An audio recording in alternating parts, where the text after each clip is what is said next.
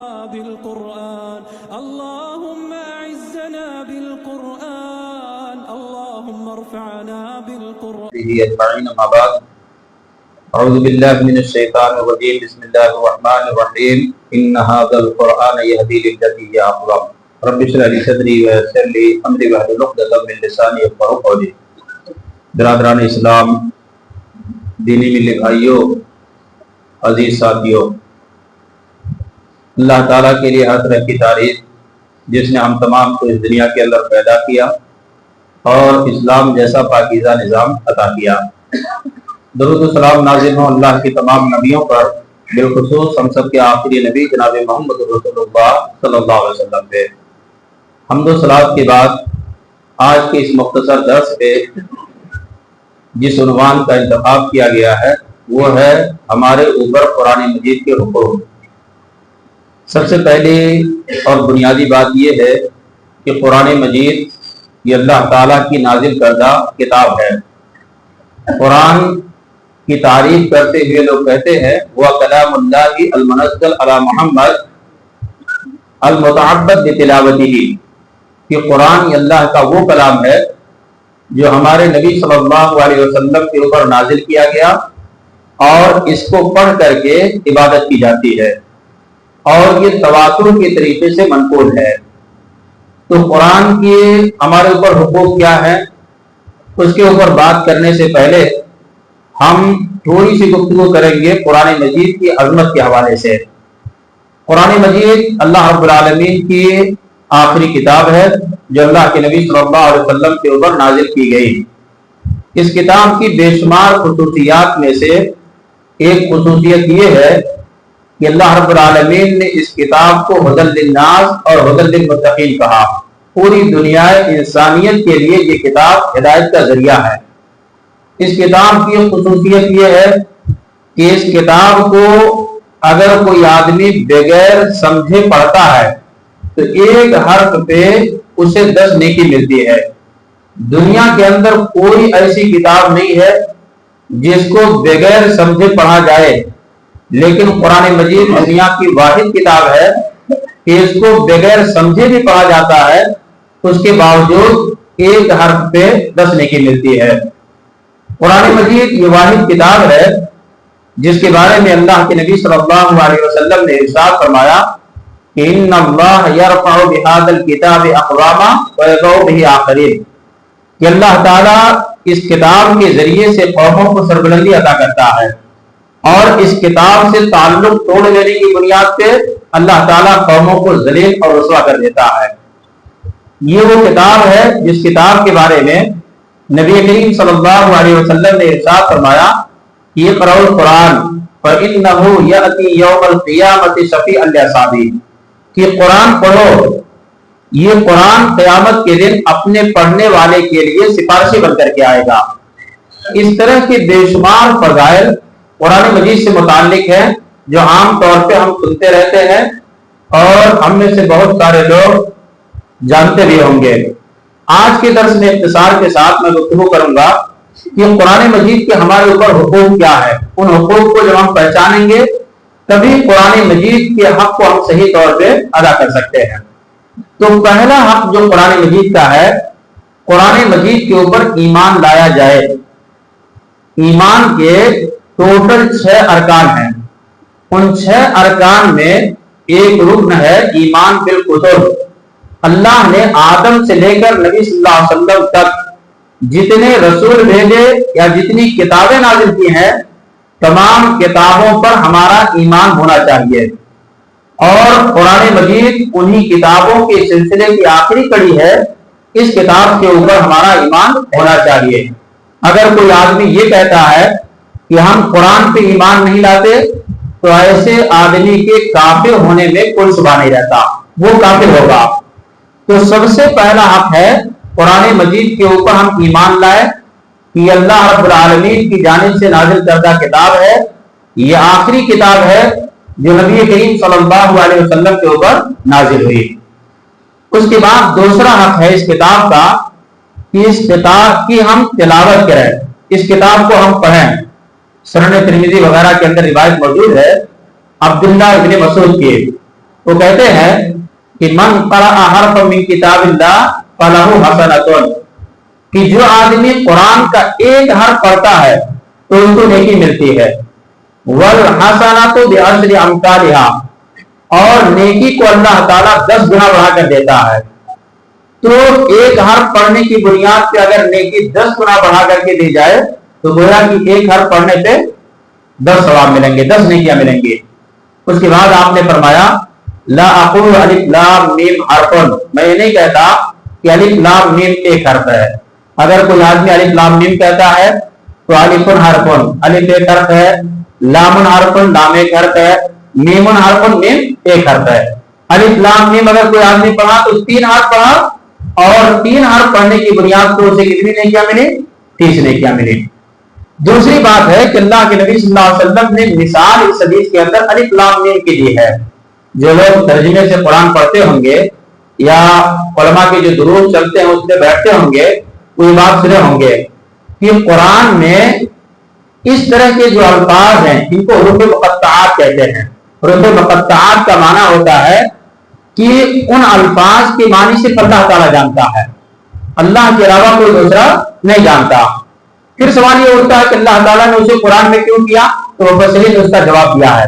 ایک جواب تو یہ دیا ہے کہ اللہ تبارک و تعالیٰ یہ دیکھنا چاہتا ہے کہ میرے بندوں کو قرآن کی جن آیتوں کا معنی مطلب سمجھ میں آتا ہے اس پہ وہ ایمان رکھتے ہیں، کیا جن الفاظ کے معنی نہیں سمجھ میں آتے اس پہ بھی ایمان رکھتے یا نہیں، یہ دیکھنا چاہتا ہے۔ دوسری وجہ مفسرین نے نقل کی ہے کہ جب قرآن نازل ہوا تو اس وقت عرب کے لوگوں کو اپنی زبان پہ بڑا ناز تھا، وہ لوگ اپنے آپ کو عرب کہتے تھے۔ عرب کا معنی جو اپنی بات کو ظاہر کر دے، اور دوسرے لوگوں کو عجم کہتے تھے۔ عجم کا معنی گونگا۔ تو آج بھی عرب عجم کہا جاتا ہے اسی بنیاد پہ۔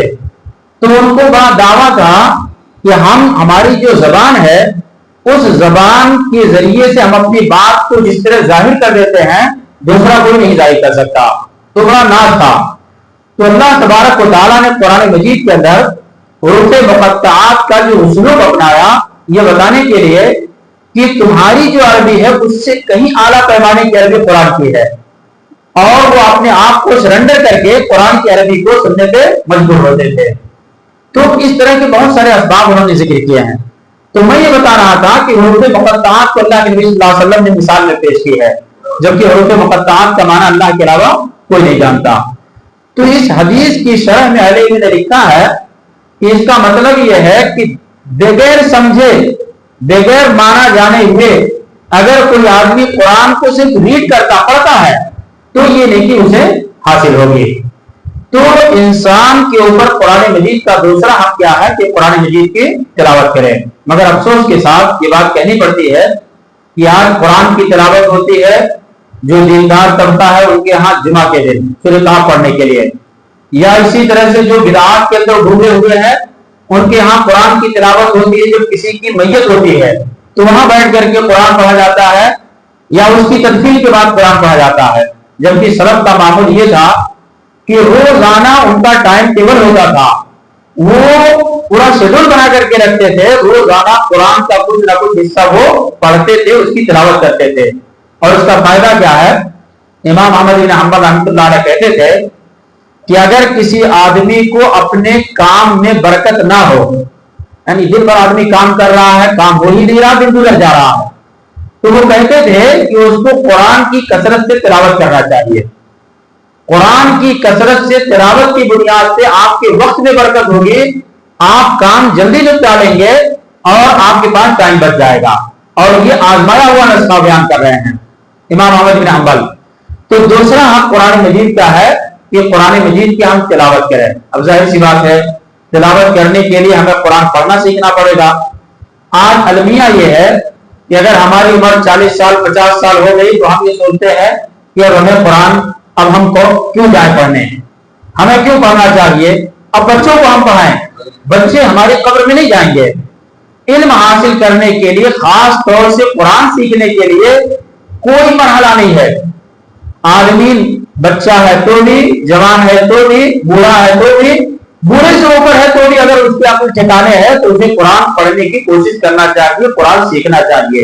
اور افسوس کے ساتھ کہنا پڑتا ہے کہ کچھ لوگ ایسے ہیں جن کو عربی زبان نہیں آتی، وہ ہندی جانتے ہیں، تو ہندی میں قرآن منگا کر کے اس کو پڑھتے ہیں یا رومن میں قرآن پڑھتے ہیں۔ یہ بات یاد رکھیں کہ رومن میں یا ہندی میں یا کسی بھی زبان میں عربی زبان کو نہیں پڑھا جا سکتا۔ ایک تھوڑے سے پروناؤنسیشن کے فرق کے ساتھ 5 الفاظ آئیں گے۔ آپ دیکھیے، ایک لفظ ہے حج، حج کا معنی ہوتا ہے قصد کرنا، جو ہم حج کرتے ہیں۔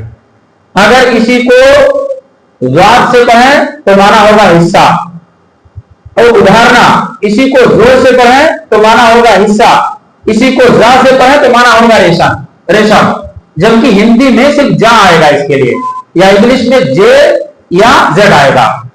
تو عربی زبان کو کسی دوسری زبان میں کنورٹ کر کے نہیں پڑھ سکتے ہیں۔ اس لیے جب تک ہم کو پڑھنا نہیں آتا تب تک ہم کام چلا سکتے ہیں، لیکن جلدی جلدی ہمیں سیکھ لینا چاہیے قرآن مجید کو پڑھنے کا۔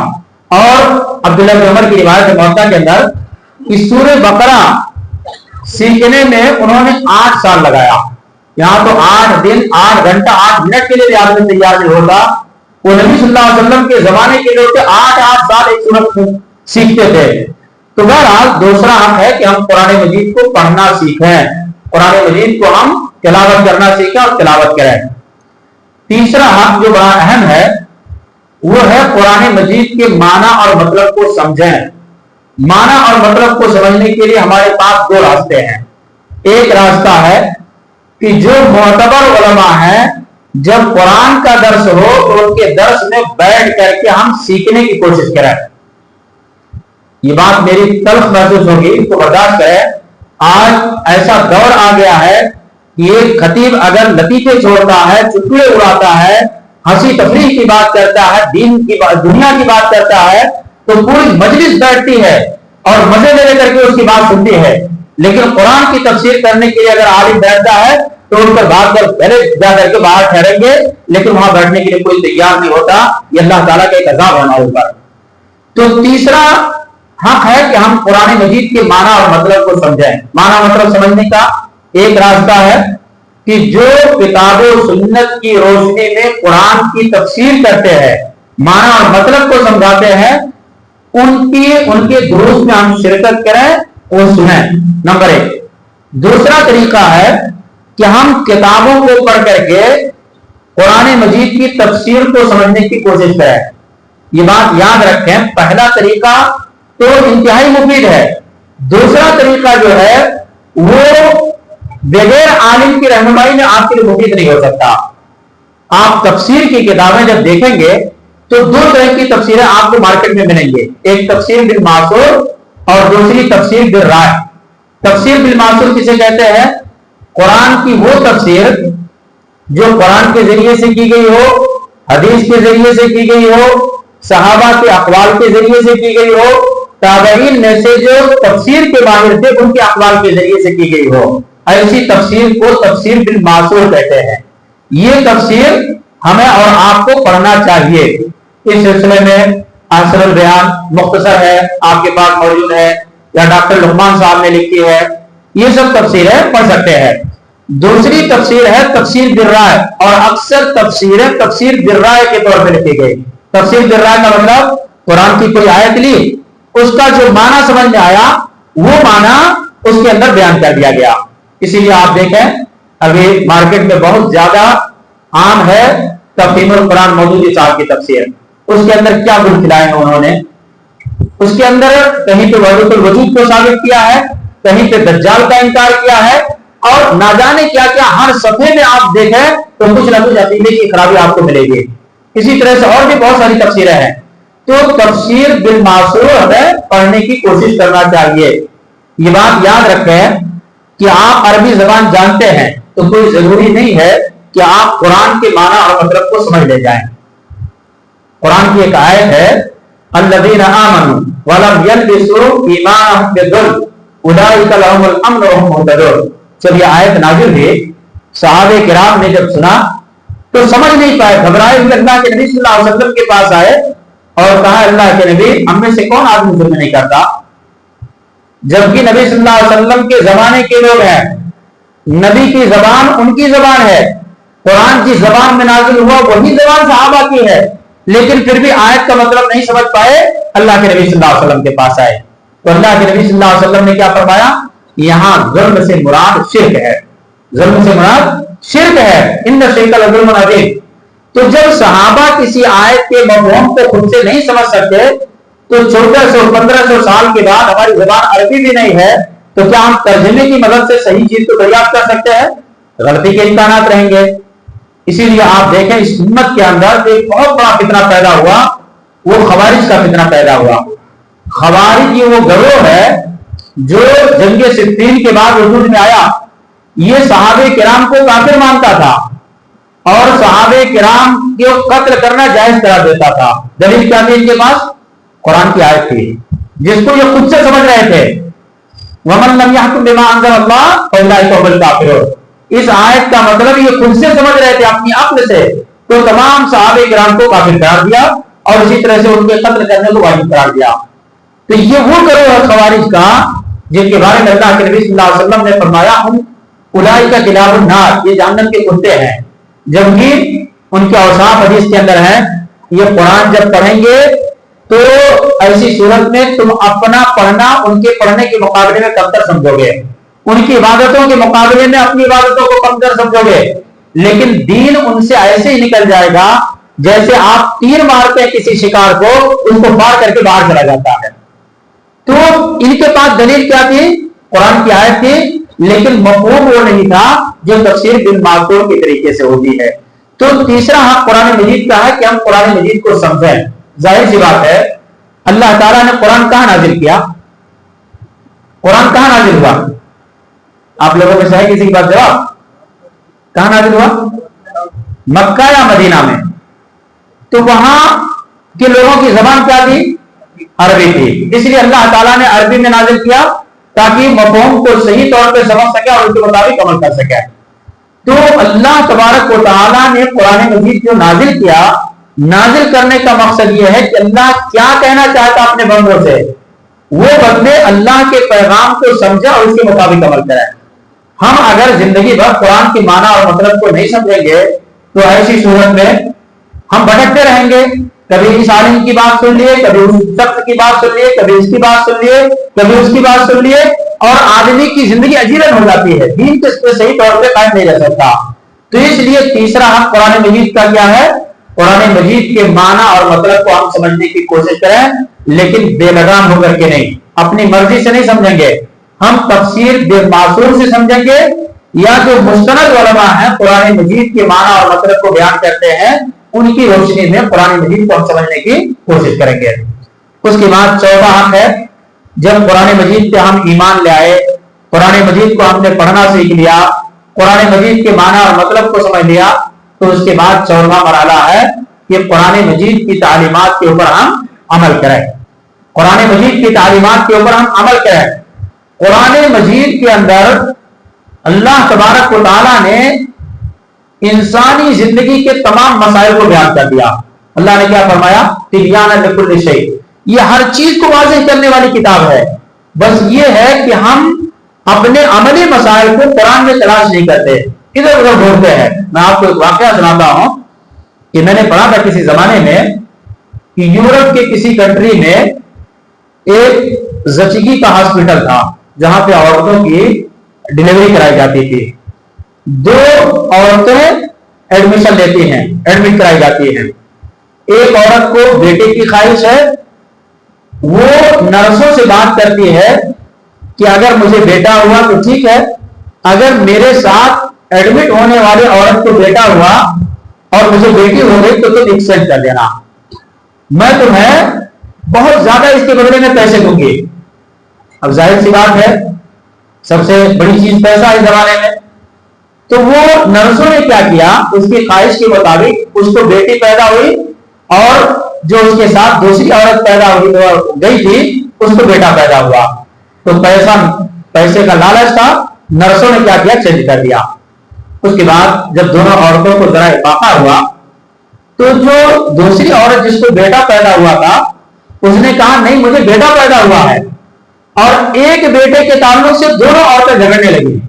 دونوں عورتوں نے جھگڑا کیا. وہ کہہ رہی میرا بیٹا, وہ کہہ رہی نہیں میرے وطن سے پیدا ہوا. تو وہاں پہ یورپ میں جس ہاسپٹل کے اندر یہ معاملہ ہوا, وہاں سے ایک لیٹر لکھا گیا. کہاں لکھا گیا؟ اس زمانے میں جامعہ ازہر مصر, وہاں پہ افتاء کمیٹی تھی, وہاں پہ لکھا گیا کہ آپ کہتے ہیں کہ قرآن میں تمام مسائل کا حل موجود ہے, آپ اس مسئلے کا حل بتائیے کہ ایک بیٹا ہے, دو عورتیں جھگڑ رہی ہیں, بیٹے کی دعوے دار دونوں عورتیں ہیں. تو جب دارالفتہ کے اندر یہ مسئلہ پہنچا تو جامعہ ازہر سے جوابی لیٹر وہاں پہ گیا کہ دونوں عورتوں کے دودھ کو چیک کیا جائے. پورے ڈاکٹر حیران و پریشان ہیں کہ ہم ایک مسئلہ پوچھتے ہیں کہ شریعت میں ہر چیز کا حل ہے, یہ ہم سے بول رہے ہیں کہ دونوں عورتوں کے دودھ کو چیک کیا جائے. بہرحال اب چونکہ مطالبہ تھا, مسئلہ پیچیدہ تھا, دونوں عورتوں کے دودھ کو چیک کیا گیا. تو ایک عورت کے دودھ کا پاور لو تھا اور دوسری عورت کے دودھ کا پاور اس پہ ڈبل تھا. یہ رپورٹ بھیج دی گئی جامعہ ازہر. جامعہ ازہر پہنچنے کے بعد ان لوگوں نے کہا کہ قرآن کی ایک آیت ہے, سورہ النساء کی مشہور آیت ہے للذکر مثل حظ الانثیین, کہ جب بچہ پیدا ہوتا ہے یا اور انسان کی جو اولاد ہوتی ہے, جب انسان مرتا ہے تو انسان کی پراپرٹی سے بیٹے کو ڈبل دیا جاتا ہے, بیٹی کو سنگل دیا جاتا ہے. تو انہوں نے کہا اللہ تعالیٰ نے اگر کسی عورت کو بیٹا دیا ہے تو اس کے خوراک کے اندر شروع ہی سے پاور زیادہ ہے, تو جس عورت کے دودھ کا پاور زیادہ اس کا بیٹا ہے اور جس عورت کے دودھ کا پاور وہ ہے اس کی بیٹی ہے. دیکھیے قرآن مجید کی آیت سے انہوں نے استدلال کیا, اور جو انہوں نے استدلال کر کے اسے ہاسپٹل کو بھیجا وہی بات سچ ثابت ہوئی. اور اس کے بعد اس میں لکھا ہوا تھا کہ بہت سارے ڈاکٹر اس موقع پہ اسلام بھی قبول کیے. تو اسلام کے اندر تمام مسائل کا حل موجود ہے, بس یہ ہے کہ ہم تلاشیں. مامون رشید کے دور میں, یہ عباسی جو خلیفہ گزرے ہیں ان نے کہا خلیفہ مامون رشید, اس کے دور میں ایک حکیم تھا. اس حکیم سے لوگوں نے سوال کیا کہ قرآن کے اندر تمام مسائل کا حل موجود ہے, میڈیکل سائنس کہاں قرآن میں بیان کی گئی ہے؟ تو انہوں نے کیا کہا, ایک آیت پڑھی, کلوا واشربوا ولا تسرفوا, کھاؤ پیو حد سے تجاوز نہ کرو. اس حکیم نے کہا کہ پورے میڈیکل سائنس کو اللہ تبارک و تعالیٰ نے کسی ایک آیت کے اندر بیان کر دیا ہے. آپ جانتے ہیں اب تو جو میڈیکل انگریزی دوائیں ہم لیتے ہیں, اس سے پہلے جب حکیموں کے پاس جو گڑی بوٹیوں کی دوا دیتے تھے, آپ کسی بھی ڈاکٹر کے پاس جائیں گے طبیب کے پاس, کیا پوچھے گا آپ کا پیٹ صحیح ہے, کیونکہ پیٹ ام الامراض ہے, بیماریوں کا حب ہے, وہیں سے بیماریاں پھوٹتی ہیں. تو کھاؤ پیو اسراف نہ کرو. آدمی اگر کھائے گا صحیح سے, پیے گا صحیح سے, جو شریعت نے نظام متعین کیا ہے, تو بیماریاں اس کو لگیں گی ہی نہیں. تو یہ ہمارا قرآن ہے جس کے اندر اس طرح کے مسائل کو بیان کیا گیا.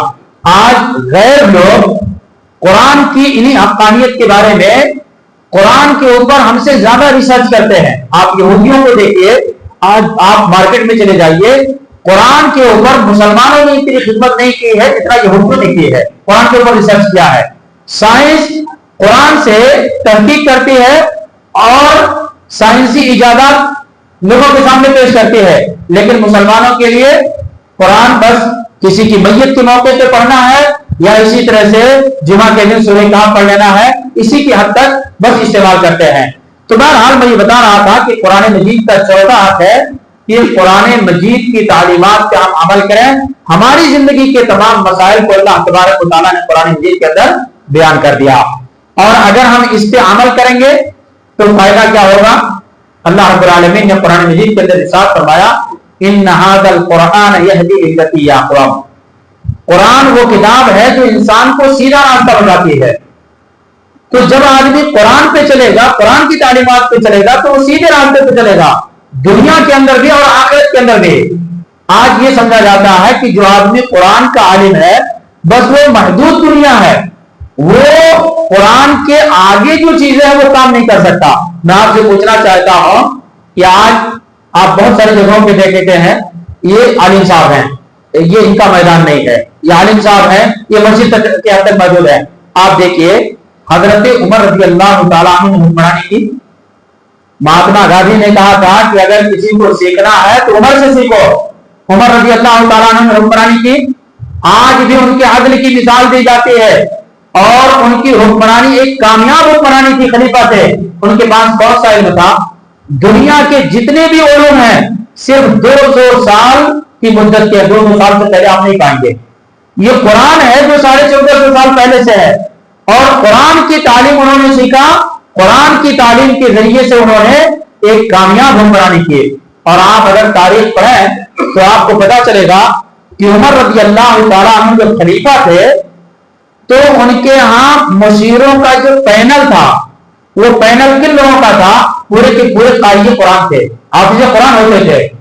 تو قرآن کی ایسی برکت ہوتی ہے کہ جو آدمی قرآن پڑھ لے, قرآن کے ذریعے سے وہ اچھی حکومت کر سکتا ہے. اور حضرت عمر رضی اللہ تعالیٰ عنہ کر کے بتایا, حضرت عمر صدیق رضی اللہ تعالیٰ عنہ کر کے بتایا, اور خلفائے راشدین نے کر کے بتایا.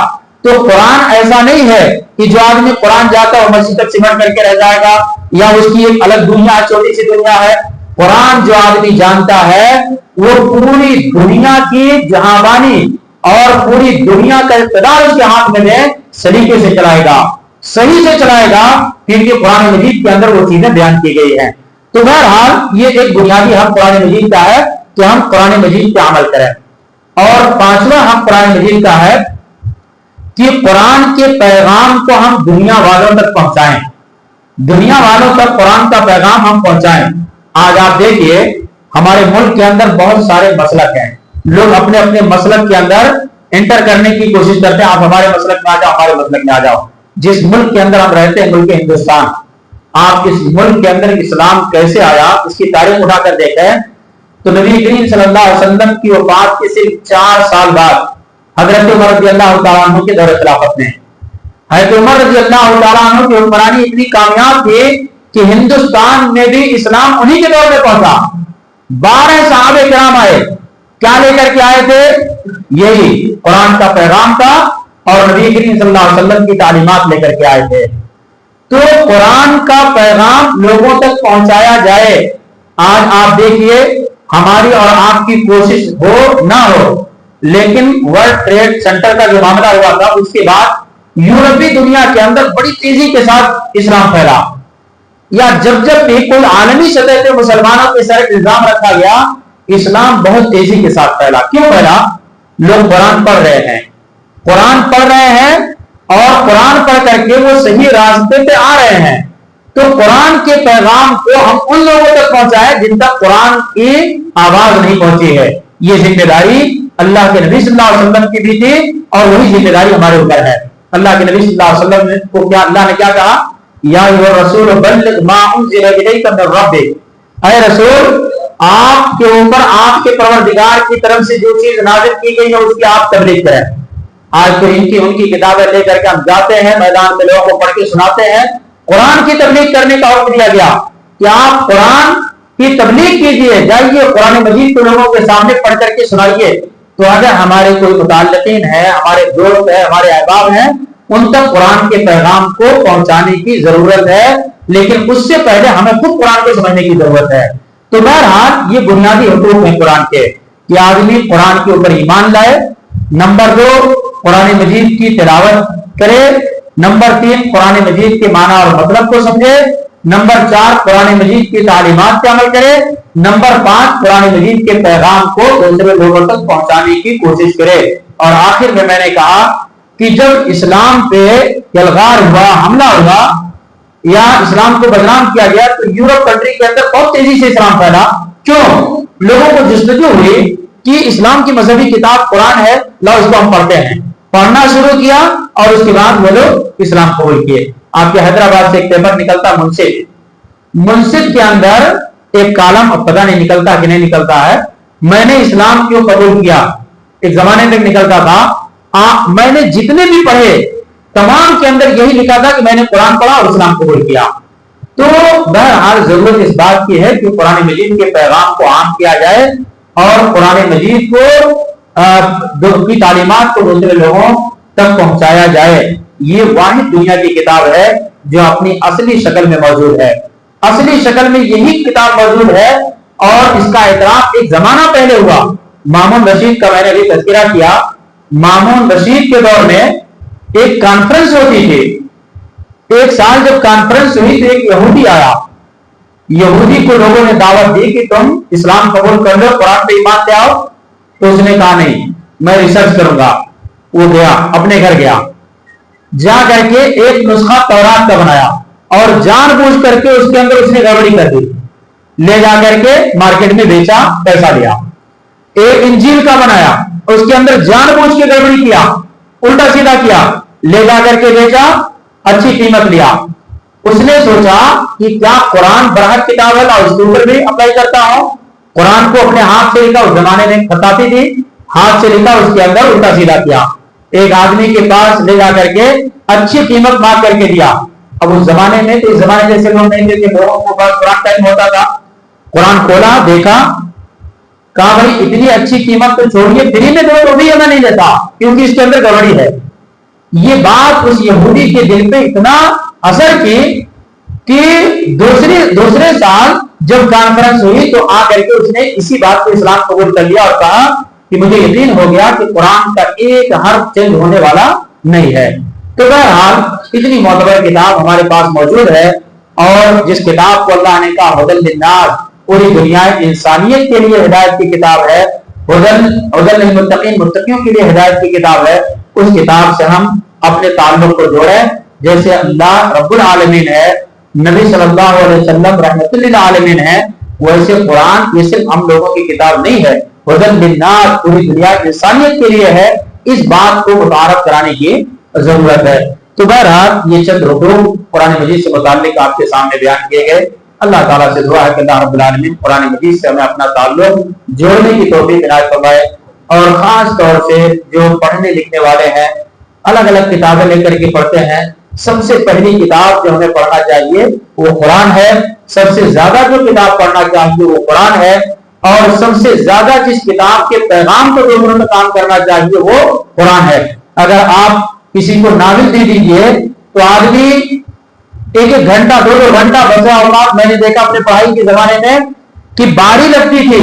اس زمانے میں ایک الگ شوق تھا, ہم لوگ پڑھتے تھے جامعہ سبزیہ میں, ایک کتاب مارکیٹ میں لانچ ہوئی تو باری لگتی تھی کہ 10 بجے تک تم پڑھنا, 10 بجے کے بعد مجھے دینا, 2 بجے تک میں پڑھوں گا, 2 بجے کے بعد پڑھا دے گا. تو وہ جنون ہمارا قرآن کے بارے میں ہونا چاہیے. کیوں؟ اس لیے کہ قرآن یہ جامع العلوم ہے. تمام علم کو اللہ تبارک و تعالیٰ نے قرآن مجید کے اندر جمع کر دیا ہے, اور دنیا کے اندر جتنے علوم پائے جاتے ہیں تمام علوم کی آخری کتاب قرآن مجید ہے. جتنے بھی علوم پائے جاتے ہیں تمام علوم کی, تمام علم کی آخری کتاب قرآن مجید ہے. اس لیے اس کی عظمت کو ہم سمجھیں, اس کی حقیقت کو سمجھیں.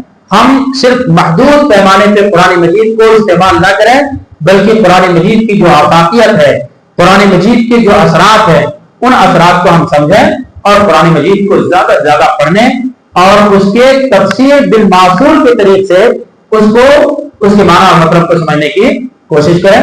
اللہ تعالیٰ سے دعا کہ اللہ رب العالمین ہم تمام کو اس کی توفیق عنایت فرمائے. آمین. وآخر دعوانا الحمد للہ رب العالمین. السلام علیکم ورحمۃ اللہ وبرکاتہ.